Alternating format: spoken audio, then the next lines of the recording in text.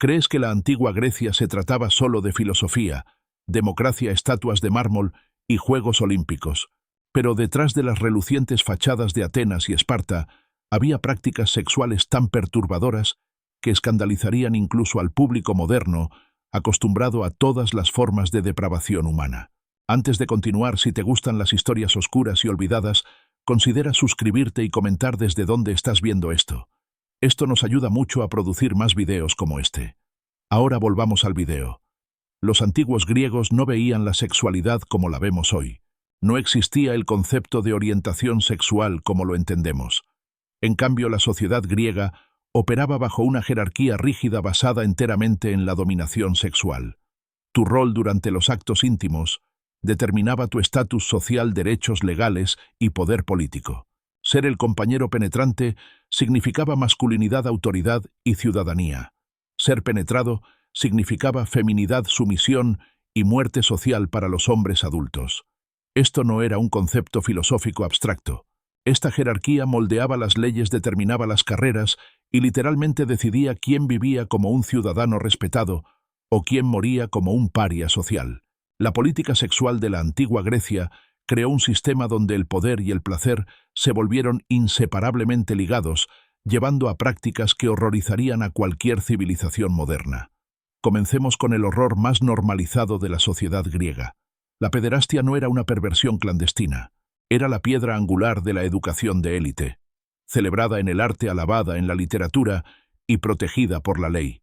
Hombres adultos de alrededor de 30 años buscaban sistemáticamente relaciones sexuales con niños de tan solo 12 años, llamándolo tutoría y educación. La práctica seguía reglas sociales específicas que la hacen aún más perturbadora. El hombre mayor llamado Erastés cortejaba a un niño llamado Erómeno mediante regalos elaborados y demostraciones públicas. Estas no eran relaciones secretas. Las familias a menudo alentaban estos arreglos viéndolos como caminos para el avance social de sus hijos. La belleza del niño y el estatus del hombre creaban un mercado de explotación infantil, disfrazado de tradición cultural. Evidencias arqueológicas muestran escenas de pederastia pintadas en cerámicas, esculpidas en monumentos y celebradas en espacios públicos. Estas no eran decoraciones ocultas. Eran temas artísticos principales exhibidos en casas, templos y edificios gubernamentales. La normalización era tan completa que rechazar estas relaciones podía dañar las perspectivas sociales de un niño más que aceptarlas. Los parámetros de edad revelan la naturaleza calculada de este sistema. Los niños se volvían disponibles para estas relaciones al inicio de la pubertad, alrededor de los 12 a 14 años. Las relaciones debían terminar cuando aparecía el vello facial, generalmente entre los 18 y 20 años. Pero aquí está la parte verdaderamente perturbadora. El momento no se trataba de proteger a los niños. Se trataba de mantener la dinámica de poder. Una vez que el niño desarrollaba características masculinas, continuar la relación amenazaba el estatus dominante del hombre mayor. La justificación educativa agrega otra capa de horror. Estas relaciones se presentaban como programas de tutoría donde hombres mayores enseñaban a niños más jóvenes sobre política, filosofía y gracias sociales. Pero el componente sexual no era incidental. Era considerado esencial para el proceso educativo. Los griegos creían que la intimidad física creaba lazos emocionales que mejoraban el aprendizaje y el desarrollo del carácter. Los estudiosos modernos debaten la naturaleza exacta de estas relaciones, con algunos argumentando que eran principalmente emocionales y no sexuales, pero las fuentes griegas contemporáneas dejan poca duda sobre su realidad física. Documentos legales discuten regulaciones para estas relaciones. Textos médicos describen prácticas físicas. Obras literarias celebran los aspectos sexuales abiertamente. Las evidencias son abrumadoras y perturbadoras. La cultura militar espartana llevó estas prácticas a niveles aún más extremos. La Agogé, el legendario programa de entrenamiento militar de Esparta, comenzaba cuando los niños tenían 7 años. Apartados de sus familias, estos niños entraban en un sistema donde los guerreros mayores se convertían en sus mentores, entrenadores y compañeros sexuales. La práctica estaba tan institucionalizada que rechazar la participación podía terminar con la carrera militar de un niño antes de que comenzara. Se esperaba que los guerreros espartanos formaran lazos emocionales y físicos intensos con sus aprendices. Estas relaciones se consideraban cruciales para desarrollar la lealtad feroz y el coraje que hacían legendarios a los ejércitos espartanos. Pero el impacto psicológico en los niños forzados a relaciones sexuales con figuras de autoridad adultas nunca fue considerado. El sistema priorizaba la eficacia militar por encima de la dignidad humana. El proceso de selección era metódico y cruel. Los guerreros mayores elegían a sus favoritos basándose en la belleza física, el potencial atlético y las conexiones familiares. Los niños que no eran seleccionados enfrentaban ostracismo social y perspectivas de carrera limitadas. Aquellos que eran elegidos entraban en relaciones que no podían rechazar con hombres que controlaban todos los aspectos de sus vidas. El entrenamiento en sí combinaba brutalidad física con explotación sexual. Los niños eran deliberadamente subalimentados, mal vestidos y sometidos a una disciplina severa. En este estado vulnerable dependían completamente de sus compañeros mayores para protección, comida y apoyo emocional. El sistema creaba las condiciones perfectas para la manipulación psicológica y el abuso. Pero la pederastia era solo un aspecto de la perturbadora jerarquía sexual de Grecia. Las mujeres enfrentaban su propia degradación sistemática a través de prácticas que las reducían a propiedad y reproductoras. El matrimonio en la antigua Grecia no tenía nada que ver con el amor o el consentimiento mutuo. Era una transacción comercial donde los padres vendían a sus hijas a maridos que podían pagarlas. La diferencia de edad en los matrimonios era asombrosa. Los hombres generalmente se casaban alrededor de los 30 años, mientras que las niñas eran entregadas tan jóvenes como a los 12 o 13 años.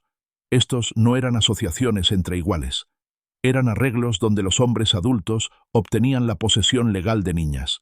Las noches de bodas a menudo involucraban lo que hoy reconoceríamos como violación estatutaria, celebrada como la consumación de un matrimonio legítimo. La ley griega codificaba el estatus inferior de las mujeres con una precisión brutal. Una esposa no podía poseer propiedades, realizar negocios o tomar decisiones legales.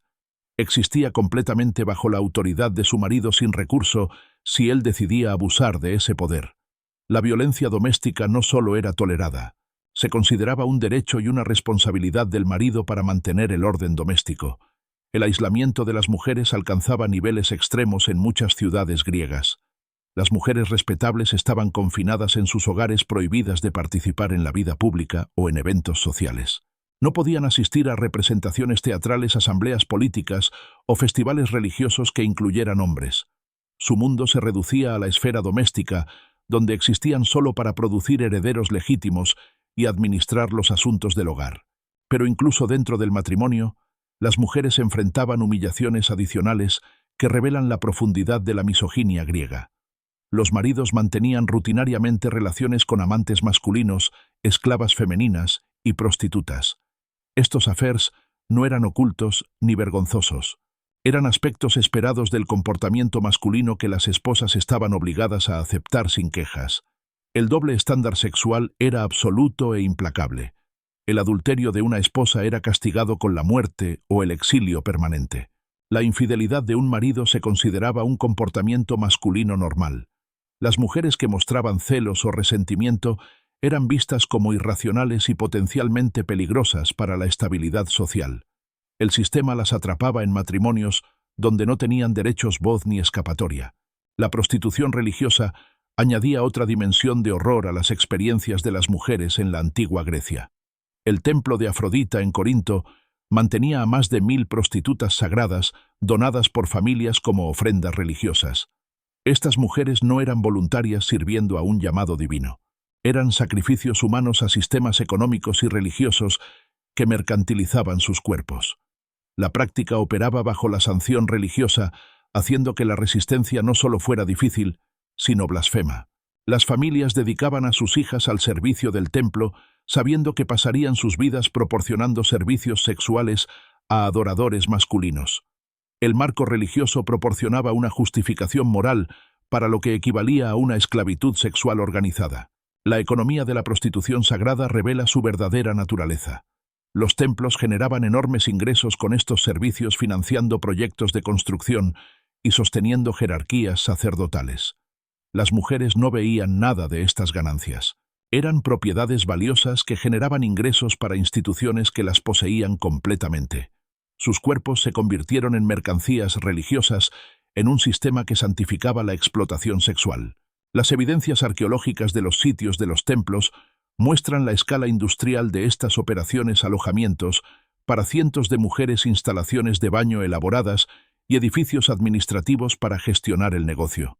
Estas no eran pequeñas prácticas religiosas, eran grandes empresas económicas construidas sobre el abuso sexual sistemático, disfrazado de servicio divino. El proceso de selección para las prostitutas del templo seguía patrones familiares de explotación. Las niñas jóvenes eran elegidas por su belleza física y la desesperación familiar. Las familias pobres veían el servicio en el templo como la única opción de supervivencia para sus hijas, mientras que las familias ricas lo usaban para cumplir con obligaciones religiosas sin sacrificar su propio confort. La manipulación psicológica se extendía más allá de las relaciones individuales hacia una programación cultural sistemática. Estas niñas entraban en el servicio del templo creyendo que habían sido elegidas por los dioses bendecidas con un propósito divino. La adoctrinación religiosa era tan completa que muchas llegaron a ver su explotación como un deber sagrado, incapaces de reconocer su victimización incluso mientras destruía sus vidas. Pero quizás el aspecto más perturbador de la sexualidad griega era la normalización de la magia erótica diseñada para controlar y manipular a compañeros reacios. Los antiguos griegos practicaban hechizos de amor con la misma aceptación casual que mostraban hacia cualquier otra forma de comercio. Estos no eran gestos románticos inofensivos, eran intentos calculados de anular el consentimiento mediante coerción sobrenatural. Las prácticas mágicas revelaban la profundidad de las actitudes griegas hacia la autonomía sexual. Los hombres empleaban hechizos regularmente para obligar a mujeres específicas a desearlos, viendo la coerción mágica como perfectamente aceptable, cuando la fuerza física podía ser inconveniente. Los hechizos en sí involucraban rituales elaborados incluyendo quemar efigies, recitar encantamientos y enterrar objetos malditos cerca de la casa de la víctima pretendida. Los descubrimientos arqueológicos han desenterrado miles de tablillas malditas que contienen demandas sexuales explícitas. Estos no eran deseos abstractos de amor o afecto, eran instrucciones detalladas para fuerzas sobrenaturales que ordenaban actos sexuales específicos de individuos nombrados. Las tablillas describen hechizos de amarre diseñados para enloquecer a las mujeres, con deseo forzándolas a abandonar a sus familias y buscar al lanzador del hechizo. El lenguaje usado en estos textos mágicos revela la mentalidad depredadora detrás de ellos. Las mujeres no eran vistas como seres autónomos capaces de elegir. Eran objetivos a conquistar por cualquier medio que resultara efectivo. Los hechizos trataban la sexualidad femenina como un territorio a reclamar en lugar de una intimidad a compartir entre compañeros consentidos. Los practicantes profesionales ofrecían servicios especializados para diferentes tipos de coerción sexual. Algunos se enfocaban en seducir a compañeros reacios. Otros se especializaban en romper relaciones existentes para crear oportunidades románticas. La categoría más perturbadora involucraba hechizos diseñados para hacer que las mujeres fueran sexualmente insaciables, transformándolas en objetos de puro deseo, incapaces de pensamiento racional. La eficacia de estas prácticas importaba menos que su aceptación generalizada. La sociedad griega toleraba la coerción sexual mágica porque reflejaba actitudes más amplias sobre el derecho masculino y la autonomía femenina. Si una mujer podía ser compelida por la fuerza física, la presión económica o la manipulación social, la coerción mágica parecía igualmente legítima. Aún más horribles eran las prácticas documentadas de zoofilia que aparecían en la literatura griega y los relatos históricos. Aunque a menudo atribuidas a otras culturas, la frecuencia de las referencias y los temas mitológicos sugieren que estas prácticas eran conceptos familiares en la sociedad griega. Su literatura no condena estos actos como perversos, tratándolos en cambio como curiosidades exóticas o misterios divinos. El marco mitológico proporcionaba una justificación para comportamientos que violaban todas las fronteras naturales. Las historias de dioses transformándose en animales para seducir a mortales no eran solo entretenimiento. Eran modelos culturales que normalizaban prácticas bestiales al darles precedencia divina. Zeus transformándose en toro para violar a Europa no era una historia de advertencia. Era un mito celebrado representado en teatros y retratado en el arte. Los escritos médicos y filosóficos del período discuten estas prácticas con un desapego clínico que es más perturbador que la condena directa. Los médicos griegos escribían sobre tratar heridas resultantes del contacto con animales. Los filósofos debatían si tales actos violaban la ley natural o representaban expresiones alternativas del deseo humano.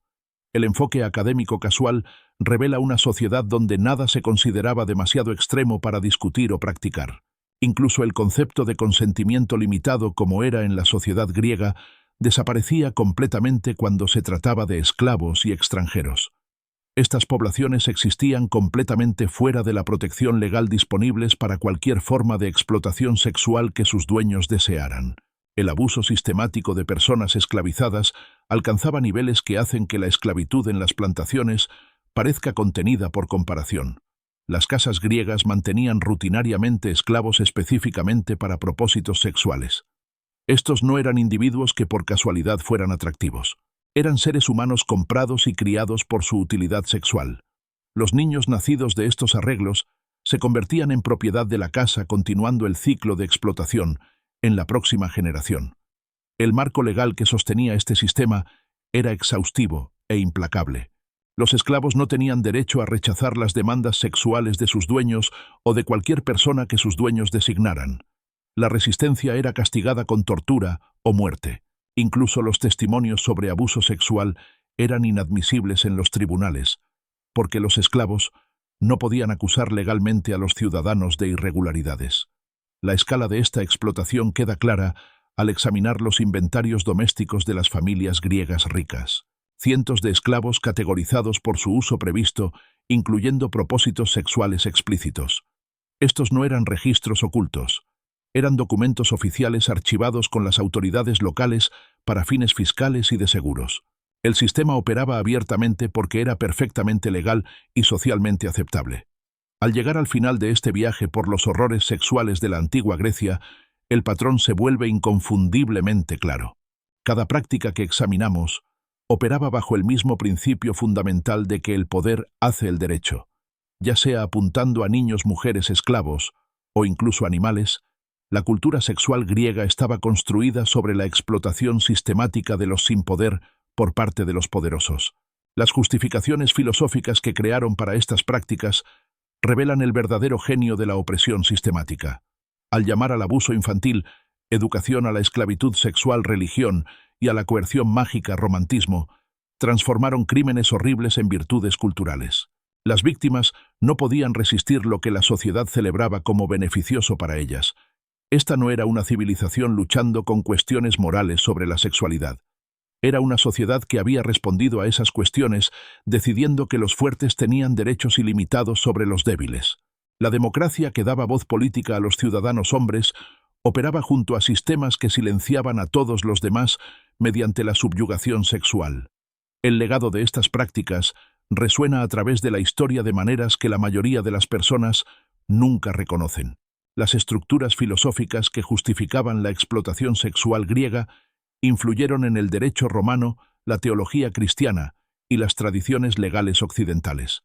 Los mismos argumentos usados para defender la pederastia y la esclavitud sexual aparecen en formas modificadas a lo largo de las civilizaciones posteriores.